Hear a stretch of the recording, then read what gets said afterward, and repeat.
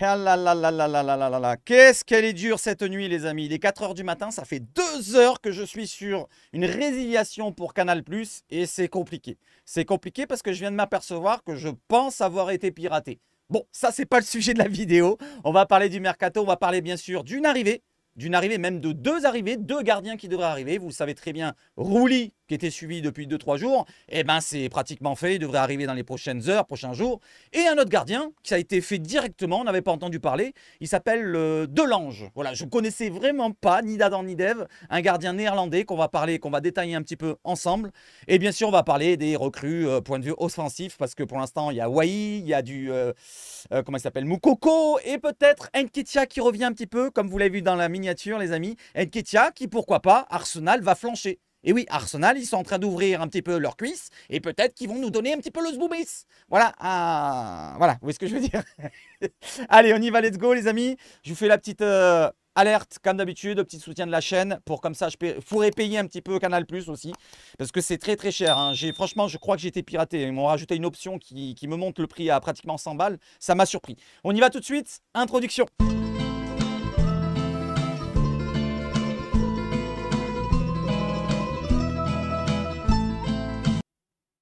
Alors, pour commencer, l'arrivée de Valentin Carboni. Ça y est, c'est officiel. Il a été annoncé par l'Olympique de Marseille. Vous voyez que c'est à chaque quartier de Marseille. Et cette fois, c'est à Notre-Dame-de-la-Garde, la présentation. Je vous la mets assez rapidement. C'est 30 secondes. Voilà, vous regardez sans le son. Voilà, vous imaginez, il y a une petite musique. Tchac, tchac, tchac. On montre Notre-Dame-de-la-Garde, pardon. On voit des drapeaux d'Argentine, le logo de l'OM, le numéro 7. Et oui, parce que ça va être le numéro de Valentin Carboni. Il remplacera donc en tant que numéro Jonathan Klaus qui était parti. Et on le voit là, donc notre milieu offensif préféré maintenant, peut-être. Je ne sais pas si c'est votre préféré. Mais en tout cas, il fera partie de nos joueurs préférés pour le début au moins. Valentin et son numéro 7. Il va nous faire un petit à l'OM. Voilà, c'est fait. Il signe donc pour une année en prêt avec option d'achat, prêt payant d'1 million d'euros. On ne va pas reparler du détail. L'OM officialise l'arrivée sous forme de prêt avec option d'achat de Valentin Carboni. Bienvenue à toi, Valentine. Mité des Valentines, bienvenue à toi. Du côté du numéro, on l'a vu. Du côté de ses premiers mots, bonjour Marseille. Très heureux de rejoindre le club mythique et hâte de vous retrouver à l'Orange Vélodrome. Allez, l'OM, voilà, le message est clair. Voilà, il nous encourage, il s'encourage lui-même. Et il y a une autre officialisation, c'est celle de la prolongation de Enzo Sternal, les amis. On en a parlé dans les dernières vidéos. L'OM annonce officiellement la prolongation de contrat d'Enzo Sternal. Il s'engage désormais jusqu'en juin 2027 sous les couleurs de l'OM. Il portera le numéro 22. Le numéro 22, c'est quoi les amis? Vous allez me dire dans les commentaires, n'hésitez pas à me dire qui avait joué avec un numéro 22 dans le passé.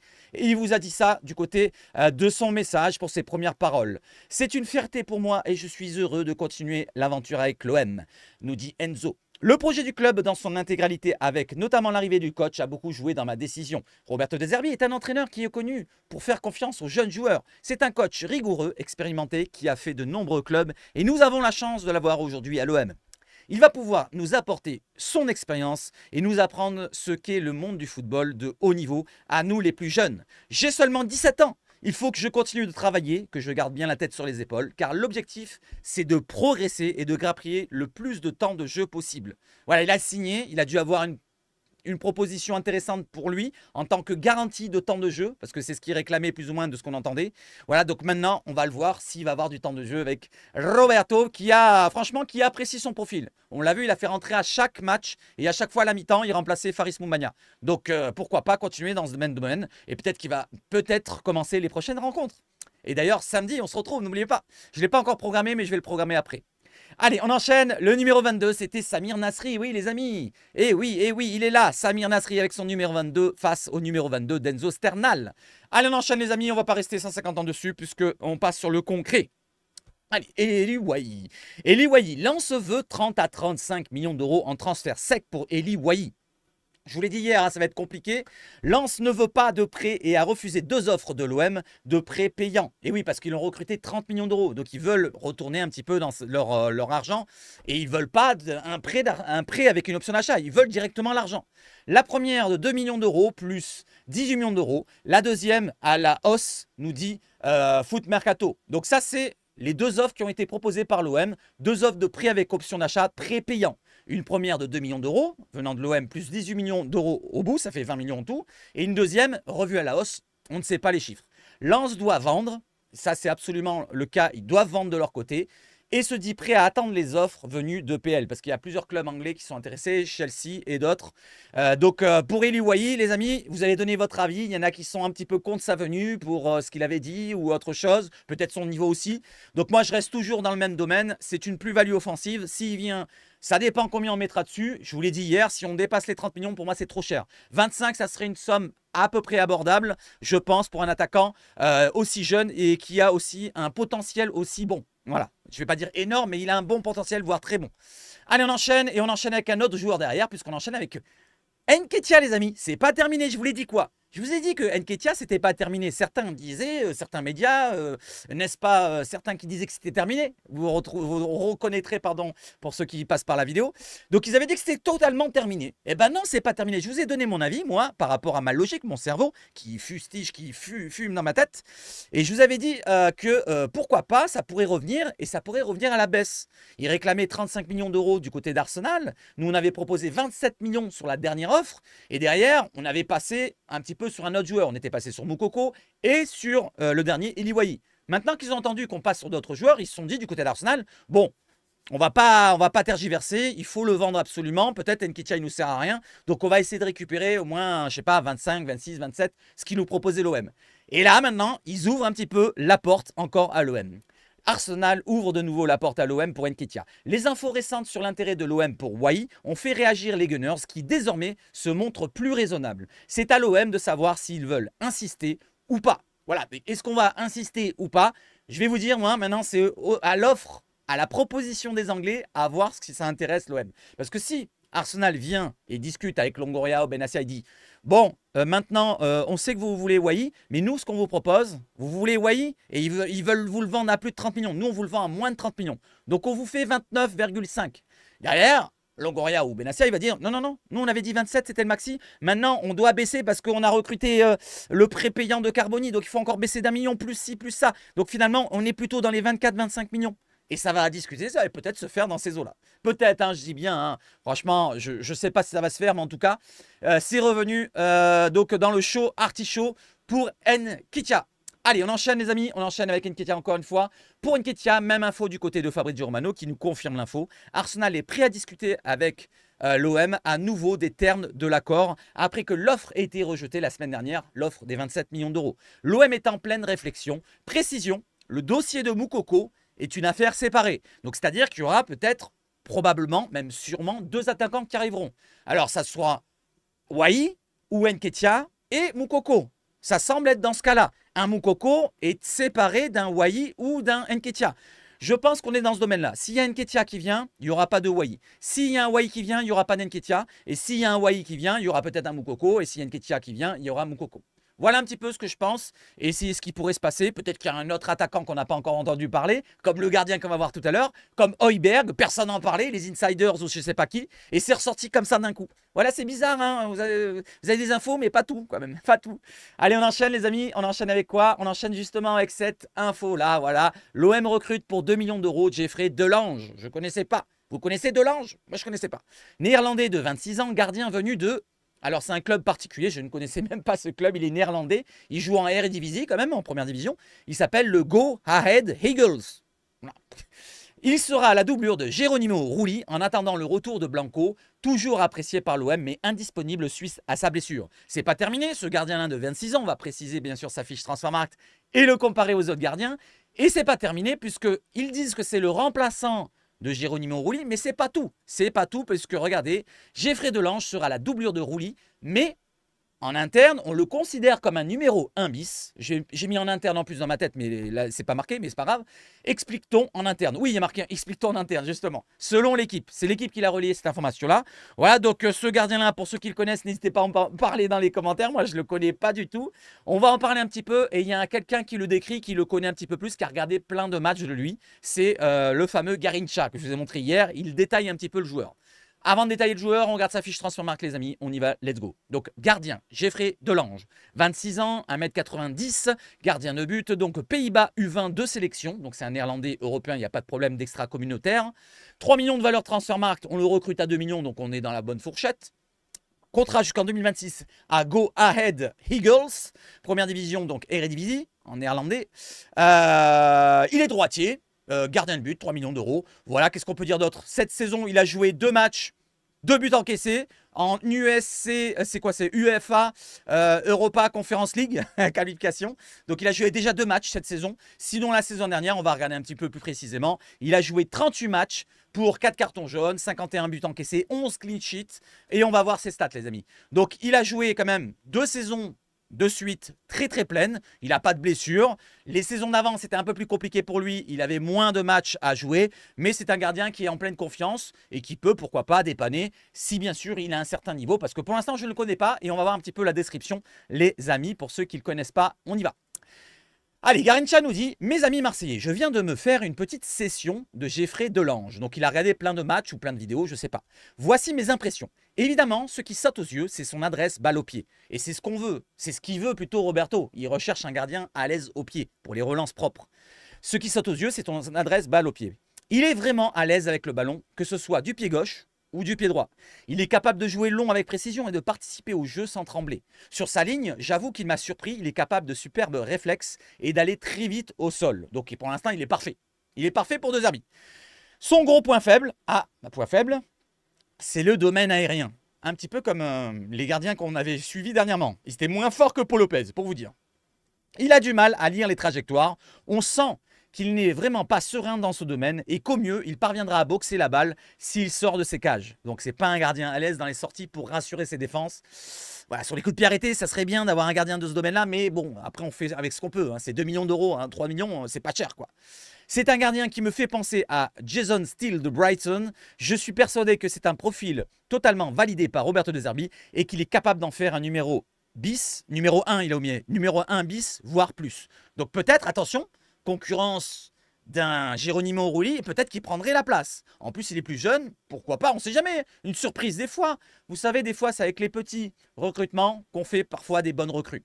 Voilà, moi je sais pas, hein, je dis ça, je peux me tromper totalement, ça serait peut-être une quiche. Mais il a l'air d'avoir fait des bonnes saisons, puisqu'on va regarder justement ces datas de Data Foot qui nous prépare ce bel écran. Vous avez les 3 gardiens concurrentiels et concurrenciés et comparativement placés. Je ne sais pas si ça se dit, mais je le dis.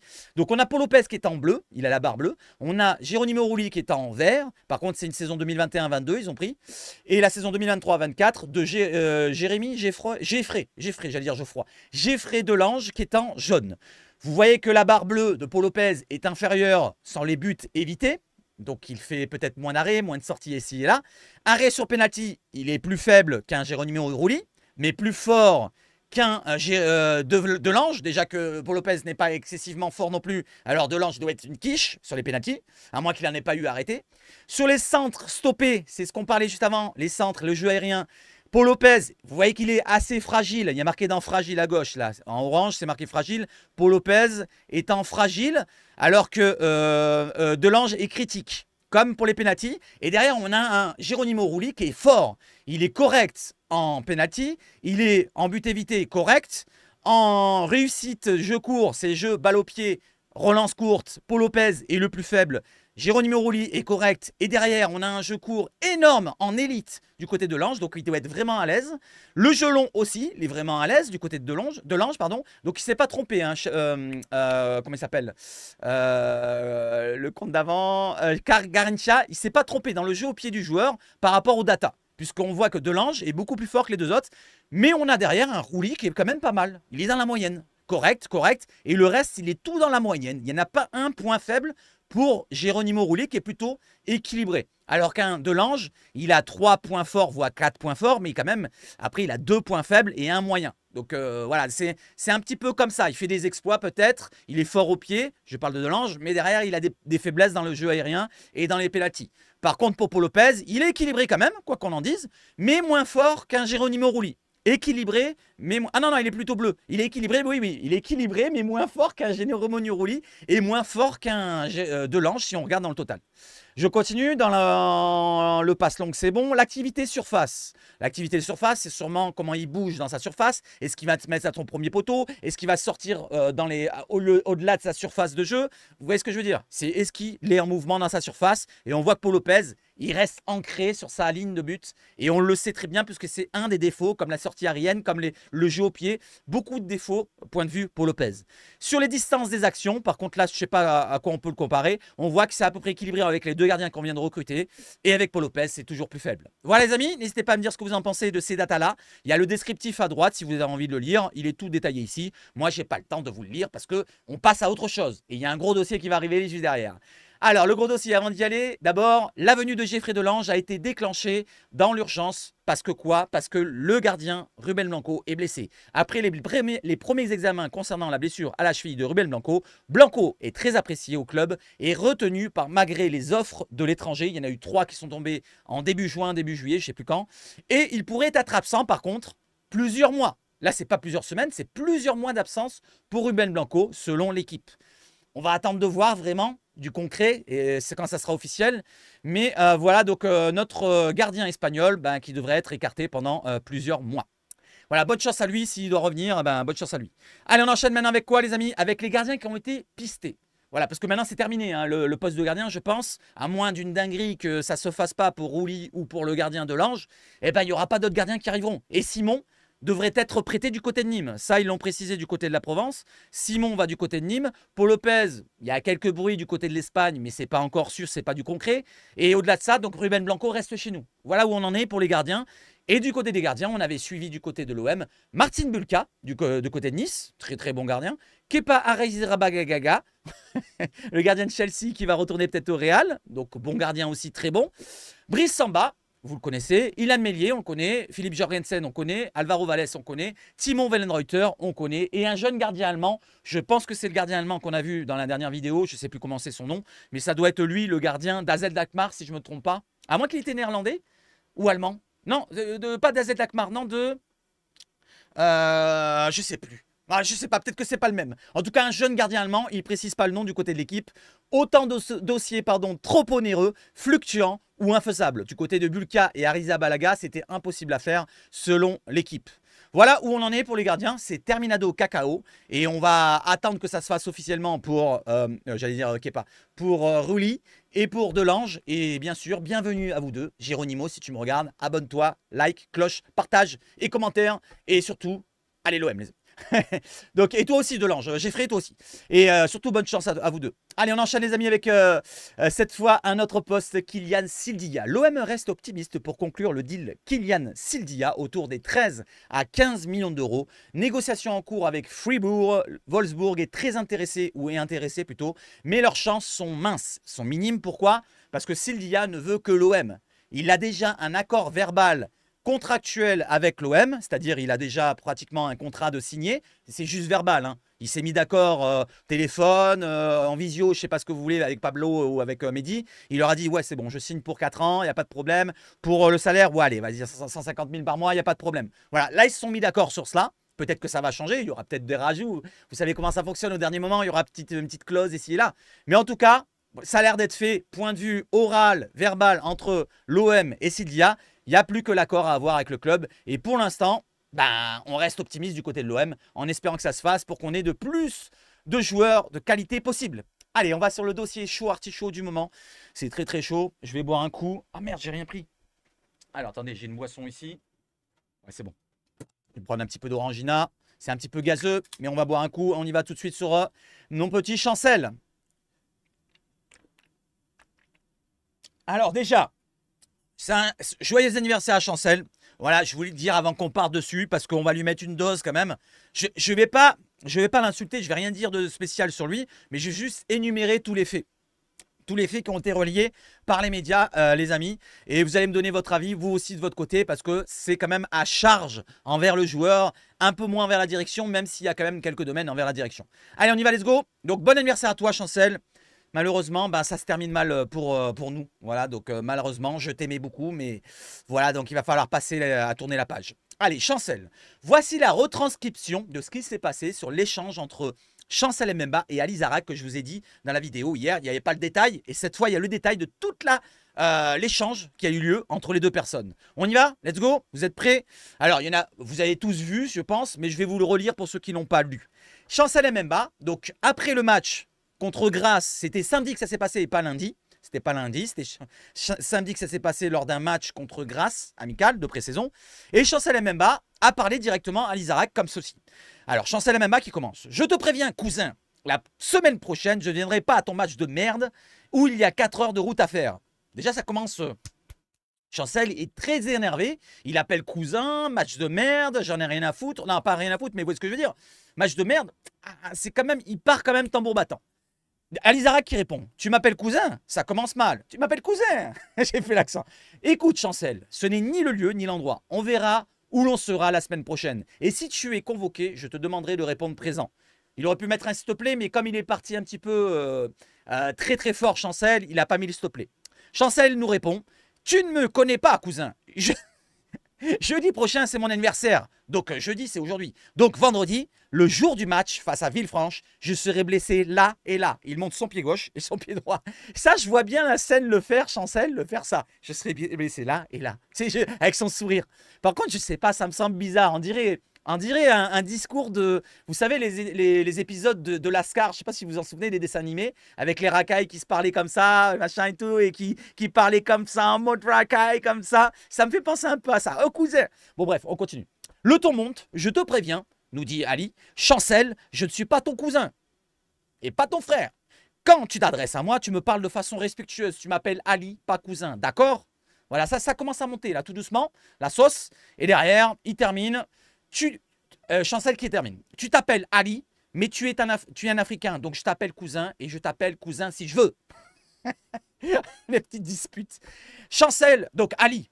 Chancel, c'est la dernière fois que tu m'appelles cousin. On va en rester là et je compte sur toi pour le match la semaine prochaine, si tu es convoqué. Et Chancel qui termine en mimant un doigt d'honneur, comme ça. Moi je le mime pas, je le fais. Puis un autre, comme ça, pour les deux, comme ça. Tiens, c'est pour toi et ton président, en parlant de Pablo bien sûr.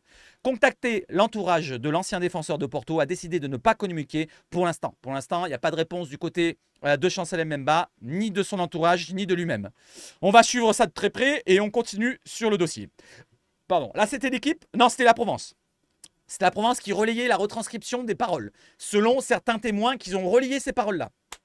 Derrière, du côté de l'équipe, après avoir appris qu'il n'entrait plus dans les plans de Roberto De Zerbi, ça c'était avant, c'était avant les échauffourées, avant l'échange qui a eu lieu, c'était avant qu'il soit écarté. Et quand il a appris qu'il allait être écarté du groupe, il a dit ça directement. Écoutez, après avoir appris qu'il n'entrait plus dans les plans de Roberto De Zerbi, Chancel Mbemba a envoyé bouler Evgeny Kochelev, le super intendant de l'OM. Et il lui a dit quoi, Chancel? Dis au président de venir me dire que je suis écarté s'il a des cojones. Voilà ce qu'il a dit, Chancel Mbemba. Il commençait déjà à être énervé. De base, déjà les premiers jours. Et je continue. C'est pas des paroles à avoir. Ça me paraît bizarre quand même. Chancel Mbemba s'énerve comme ça. Je ne sais pas ce qu'il y a eu dans le passé. On le sait très bien, bien sûr, avec le truc de l'année dernière. Mais vraiment, il y a eu autre chose. Si vraiment il s'énerve comme ça, c'est pas possible. Mis à pied par la direction, Chancel Mbemba a été convoqué à un entretien préalable à une sanction disciplinaire pouvant aller jusqu'au licenciement. Ça, c'est l'équipe qui nous relaie ça, je crois. Oui, c'est ça. Et je continue derrière parce que c'est pas terminé. Je continue. Hop. La direction de l'OM ne semble pas avoir envie de se séparer de Chancel Mbemba sous contrat jusqu'en juin 2025, car il aurait, selon eux, une petite valeur marchande. Des intérêts de Rennes et d'un club saoudien ont ainsi filtré récemment. C'est pas terminé, puisque derrière, du côté de l'équipe, s'il est libéré, Mbemba peut aller négocier ailleurs avec plus de marge de manœuvre, confie-t-on au club. Longoria devrait se contenter d'une forte amende pour montrer qu'il n'accepte pas ce type d'attitude. Donc du côté du club, on veut le garder sous contrat en espérant, avant la fin du mercato, avoir une manne financière sur un transfert pour Mbemba. Que ce soit 1, 2, 3, 4, 5, 10 millions, pourquoi pas, on ne sait jamais. S'il y a un club qui craque, n'importe quel club, on s'en fout que ça soit Arabie Saoudite, Angleterre, pim pam poum, du moment qu'on récupère un peu d'argent du côté de l'OM, même si on l'a eu gratuitement. Parce que n'oublions pas, on l'a recruté, il était libre à la base. Alors je ne sais pas s'ils sont mis d'accord au début avec leur contrat quand ils ont signé il y a 2 ans, mais en tout cas il est arrivé libre, de ce que je me souviens. Donc on essaie de récupérer un peu d'argent du côté de l'OM, et lui du côté d'Mbemba, ça semble parti pour rester et espérer de se faire licencier, de se faire virer là maintenant, pourquoi pas, en fautant plusieurs fois, ou alors de partir libre directement l'année prochaine en signant déjà en janvier. Parce qu'en janvier, il peut signer où il veut, mais il ne partira pas en janvier. Hein. Il partira qu'en juin prochain. Donc il va rester avec la réserve ou je ne sais pas où. Voilà où on en est. Ça, c'est l'équipe. Maintenant, on repasse sur la Provence qui nous précise quoi, les amis? C'est pas terminé. Selon plusieurs sources en interne, à l'OM, Chancel Mbemba souhaiterait se faire licencier. Donc là, ça précise vraiment qu'il veut se faire licencier. Afin de disposer de l'offre colossale de Al-Shabaab. Al-Shabaab, pardon, c'est le club saoudien qui parlait l'équipe, mais ils n'avaient pas cité de club. Donc c'est Al-Shabaab qui propose un gros salaire et une grosse prime à la signature à Chancel Mbemba. Donc il faut qu'il parte gratuitement parce qu'ils disent qu'ils souhaitent l'engager libre. Le club saoudien veut l'engager libre. Voilà, ils ne veulent pas le payer un transfert du côté de l'OM. Après avoir reçu des offres de transfert, plusieurs offres du côté de l'OM, dont une venant de Rennes, refusée catégoriquement, j'ai oublié de mettre catégoriquement, mais catégoriquement, ils ont dit du côté de la Provence par Mbemba. Donc il a nexté, parce que lui, il veut peut-être son gros salaire du côté d'Al-Shabaab et sa grosse prime à la signature. Attention, je ne vais pas dire que c'est un mercenaire, hein, Chancel, mais on peut le penser comme ça. Vu comme c'est écrit, ça va tout en charge contre Mbemba. Là. Moi, c'est ce que je pense. Hein. Je continue. Parce que c'est pas terminé, on y va. La direction, donc après avoir appris qu'il a refusé les offres, plusieurs offres, dont celle de Rennes ici et là, la direction ne compte lui faire aucun cadeau, en parlant de Mbemba. À moins qu'Al-Shabaab, le club saoudien, ne sorte le chéquier, donc paye un transfert, l'OM imagine un tas de sanctions, notamment financières. On va lui mettre une prime en moins, ou son salaire, on va le couper en deux, je ne sais pas ce qu'on va faire. Avant de le laisser, on va le laisser jusqu'à la fin de son bail à la disposition de JPP, donc en National 3, à la disposition de la réserve. Voilà, on va le laisser de côté et ça va l'énerver hein, toute la saison.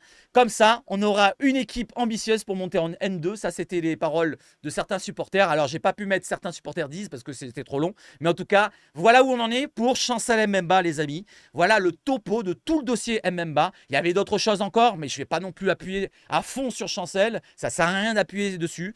Et moi, j'espère que ça se termine le mieux possible d'un commun accord, comme je vous l'ai dit hier. La même chose que je vous ai dit hier. Voilà, qui se prennent entre quatre yeux. S'il a des couilles aussi, Mbemba, qu'il aille voir au bureau de Mélacia ou à Longoria, il y va directement, il toque à la porte. Voilà, au lieu de dire qu'il vienne me voir. Non, non, tu vas toi-même, Chancel, et tu vas parler directement. Voilà, pas besoin de s'énerver, tu vas.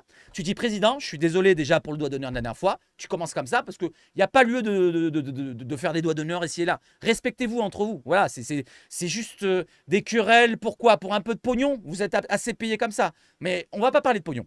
Mais juste, tu vas, t'entends bien, voilà, tu dis, bon, on a comme un accord, il me reste tant de ça, voilà, si je peux partir, il faudrait que vous me laissiez partir gratuitement, à la limite, voilà, ce que j'aurai en prime, je vous donnerai une petite somme, voilà, ça dépend s'il a 10 millions, j'en sais rien ce qu'il aura, mais qui s'accordent ensemble et qu'on arrête un petit peu de causer problème, de poser problème au club, parce que là, ça pose problème dans le sens où ça nous freine dans notre recrutement. C'est-à-dire que le mercato est freiné à cause des recrutements qui ne se font pas, parce que la masse salariale est encore énorme. On a des joueurs comme, je vous l'ai dit encore hier, Kondogbia, Veretout, Unai et Mbemba qui sont avec des salaires énormes. Et je rajoute Lopez aussi. Et il y en a encore d'autres, parce que Blanco, bon, j'en parle pas, mais c'est un gros salaire aussi. Il y a d'autres joueurs encore, Klaus, il est parti, ça y est. Mais vous voyez ce que je veux dire?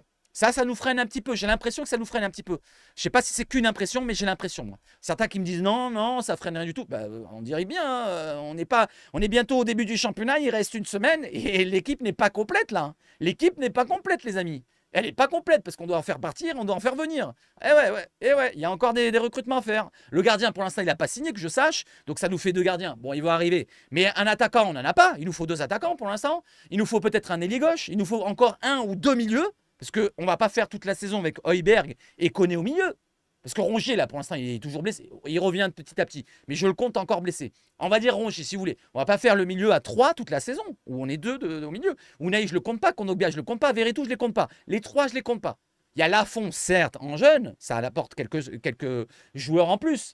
Mais il faut quand même d'autres joueurs, je pense, au moins un milieu, un ailier gauche, 1 voire 2 attaquants, ça fait quand même déjà 4 joueurs, plus pourquoi pas un arrière gauche, un arrière droit, parce que Klaus il est parti le titulaire. Et le remplaçant c'est qui? C'est Cilia, mais c'est pas fait encore. Donc peut-être que ça freine, le fait qu'il y a des gros salaires qui restent encore, peut-être que ça freine. Allez, j'enchaîne les amis, on va terminer avec Mbemba, parce qu'il y a autre chose, une petite information à prendre avec des pincettes. Selon Jolga Luvundiza, c'est un journaliste congolais si je ne me trompe pas, Il nous dit quoi? Chancel Mbemba serait dans le viseur de l'AC Milan. Le défenseur congolais était déjà dans le viseur de l'AC Milan. Beaucoup de viseurs, beaucoup de visions. Il y a 2 ans, avant qu'il ne signe à l'OM. Donc, je ne sais pas, ils vont régler la mire. Peut-être qu'ils vont le tirer dessus. Voilà, donc Chancel Mbemba, si tu vas du côté de Milan, si tu as une offre du Milan, vas-y quand même, faut pas déconner. Rennes, je veux bien, peut-être parce que c'est peut-être pas de ton niveau, ou je sais pas, moi, peut-être que le salaire n'était pas assez énorme. Mais l'AC Milan, voilà, si le salaire il se rapproche de celui de l'OM, tu peux y aller s'il te plaît. Voilà, donc Chancel, je t'ai apprécié, mais merci pour tout ce que tu as fait et merci pour tout.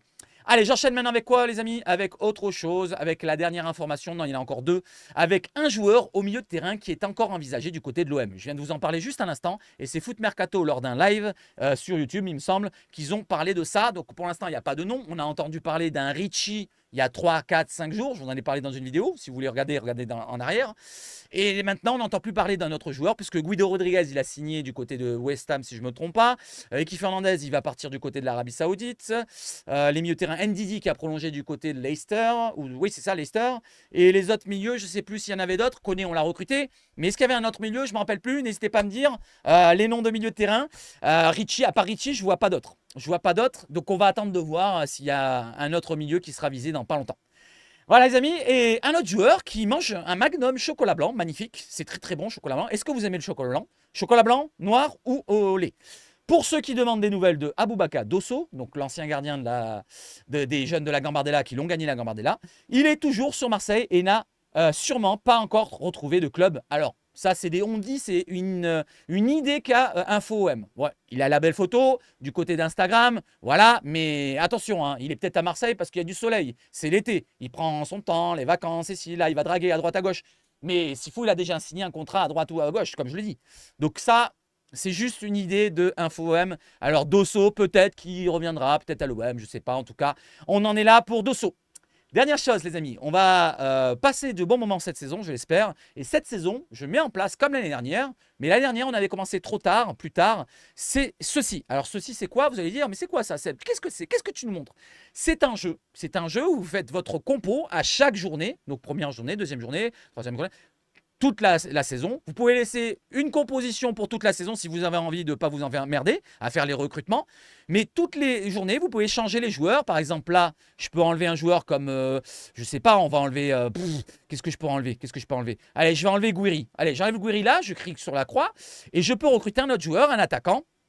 Par exemple, Dembélé, Lacazette, Wai, par exemple, tiens, on va prendre Wai. Voilà, on va prendre Wai, on le met là. Vous voyez ce que je veux dire? Voilà, c'est pour vous faire votre équipe. Et il y a des points pour tous les joueurs qui font des belles prestations. Par exemple, un Balerdi, vu qu'il a le capitana, s'il marque un but, eh bien, il aura son capital doublé. D'autres choses, par exemple, Ito, je l'ai mis en flamme rose, c'est-à-dire que c'est mon super sub. S'il marque dans sa rencontre avec Reims contre Lille à domicile, eh bien, il aura des super points. Et ça nous fait un classement pour toute la saison. Et à la fin de saison, on verra si on est nombreux. Peut-être que j'offrirai quelque chose. Peut-être, c'est pas sûr. Hein. Voilà, donc si vous êtes intéressé, je vous mets le lien dans la description, juste en dessous, dans le lien dans la description, il y aura un lien, vous cliquez dessus, vous créez un compte, c'est gratos, il n'y a rien à faire d'autre, à part avoir une adresse mail, comme tout compte qui existe. Et comme ça, vous pouvez participer avec nous, les amigos. Voilà, c'est bon. Dès qu'on rafraîchit la page, hop, on y va. Alors, qu'est-ce qu'ils veulent? On s'en fout. On rafraîchit la page, tac, tac, tac. Voilà. Bulka, ça aurait été top. Ouais, effectivement. Je rafraîchis. Qu'est-ce qu'il y a de nouveau? Il y a les deux là encore. On va regarder chez Fabrizio Romano. Forbes, ça m'intéresse pas. Fabrizio Romano, qu'est-ce qu'il a fait? Tac, tac, tac. On va regarder. Hop. Parce qu'on ne sait jamais hein, si le GOAT il a fait quelque chose. Eh ben, au moins, on est au courant. Alors, qu'est-ce qu'il nous dit? Donc ça, c'est pas bon, ça, c'est pas bon. Enfin, c'est pas bon. Pour nous, je veux dire, c'est pas bon pour nous, on s'en fout. Cop Miners, très très bon joueur. C'est pas bon pour nous. Non, non, c'est pas pour nous, c'est pas pour nous. C'est pas pour nous, c'est pas pour nous. Il y a 5 heures. Bon, bah, c'est bon, hein, je pense qu'il n'y a rien d'autre. C'est pas le joueur que... Non, non, je me trompe. Tchac, tchac, tchac, je descends un peu. On sait jamais, on sait jamais. Il n'y a pas marqué d'OM. Non, non, non, non, non, non, non. Il n'y a plus trop d'informations là. Aujourd'hui, ça a été assez calme, je trouve. C'était plutôt basé du côté de l'OM, du côté d'Mbemba, le dossier Mbemba qui fait un petit peu ravage là. Là, les médias, ils vont de leur plein, voilà, de plein pot. Et là, c'est Nketiah, c'est la dernière information qu'on a vue tout à l'heure. On va voir si c'est là ça. Oui, Moukoko, affaire séparée, c'est ce que je vous ai relié tout à l'heure. C'est la même information. Donc, on a Terminado Cacao pour la vidéo. Voilà, les amis, j'espère que vous avez passé un bon moment avec moi et avec JPP qui est là. On va boire un petit coup d'Orangina. 34 minutes exactement, c'est pas mal. Alors, les amis, je vais programmer le live pour samedi. Si vous voulez donc venir, bah, vous cliquez dessus, like et tout, partage, machin et tout. Je vais le mettre tout à l'heure, comme ça, vous pouvez donner de la force. Mettez un pronostic. Le match, je vous rappelle, c'est le dernier match de pré-saison, préparation contre Augsbourg. C'est samedi à 17 h pour le début du coup d'envoi. Je lancerai le live à partir de 15 h 30, à peu près. Hein. Je dis 15 h 30, ça peut être 35, 40 ou peut-être 25 même, à l'envers. Voilà, les amis, j'espère que j'ai tout dit, je pense que oui. Et je vais vous souhaiter de passer une excellente journée. Je vais essayer de résilier avec Canal+, parce que franchement, ça me pèse. J'ai mis 2 heures à essayer de résilier et j'arrive pas. Il y a une option qui reste bloquée, une option que je n'ai pas cochée. Et ça, c'est 35 boules de plus. Voilà, ça monte à 95 balles quand même. Truc de malade, faut pas déconner. J'ai payé déjà 45, c'était déjà trop cher pour Bein, Canal+, et tout le truc sport compris. Mais là, c'est monté à 95. Mais c'est quoi ce bordel? Ils m'ont rajouté 50 € en un jour. Donc voilà, donc on va tout résilier. De toute façon, sur Canal+, bah, il faut tout résilier parce qu'il n'y aura plus de football. Il n'y aura plus de Ligue 1 pour moi. Hein. Moi, je ne vais pas regarder la Champions League si l'OM n'y est pas. Voilà, on se retrouvera pour les matchs de l'OM. Et de l'OM, tout simplement. Parce que la Champions League, je ne peux pas le faire. On fera les matchs de l'OM, et de l'OM. Voilà, sur Bein et sur DAZN. Allez, les amis, je vais vous souhaiter de passer une excellente journée, je le répète. Vive le foot chez Savage Foot. Et surtout, ça m'énerve. Allez, l'OM! Ça m'énerve! J'ai envie de casser quelque chose. Sérieusement.